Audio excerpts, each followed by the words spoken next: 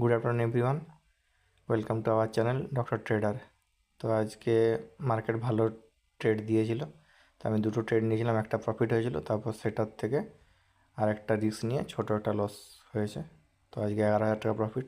তো এটাই হয় লাস্ট 3 দিন, এই সপ্তাহে প্রথম 3 দিনই লস হয়েছে।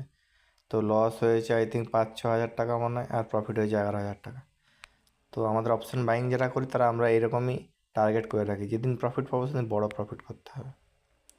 তো আমি দেখাবো, কালকে তো লস হয়েছিল, সাইডওয়েজ টু ডাউন মার্কেট ছিল। তো আজকে সকালে আমার টার্গেট ছিল অ্যাকচুয়ালি বাই করার জন্য, ভেবেছিলাম যদি ট্রেন্ড লাইন ব্রেক করে বাই করবো, বাট আমি ডে টাইম ফ্রেমে দেখাবো প্রথমে আপনাকে।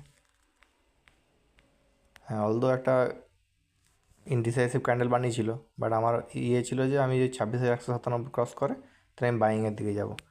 তো সকালে শুরুর থেকেই সেলিং স্টার্ট হয়ে যায়, গ্যাপ ডাউনই ওপেন হয়, তারপর আমি এই সব জায়গায় সেল করেছিলাম, মানে অপশন বাই করেছিলাম পুট। তো এই 26,058-তে, বাট আমার একটা ডাউট ছিল যে 26,000-এর সাপোর্ট নিতে পারে, এই জন্য মাত্র হাফ কোয়ান্টিটি করেছিলাম, মানে 1,500 টাকা রিস্ক নিয়েছিলাম। সেখান থেকে আমার ওই ট্রেডে প্রায় 8 গুণ প্রফিট হয়েছে, 12,000 টাকা। তো এটাই আমাদের করা উচিত, যে রিস্ক থেকে অ্যাটলিস্ট 5-6 গুণ প্রফিট পেলে তবে মাসের টাকা উঠে যাবে। আমি এই হ্যামারে প্রফিট বুক করে নিই, তারপর আবার এখানে বাই করেছিলাম একটা, বাট সেটা 1,000 টাকা লস হয়েছে, আলটিমেটলি 11,000 টাকা প্রফিট আছে। তো পুরো ডিটেল জানতে চাইলে আমাকে মেসেজ করবেন, আমি ভালো করে ভিডিও বানাবো আবার। Thank you.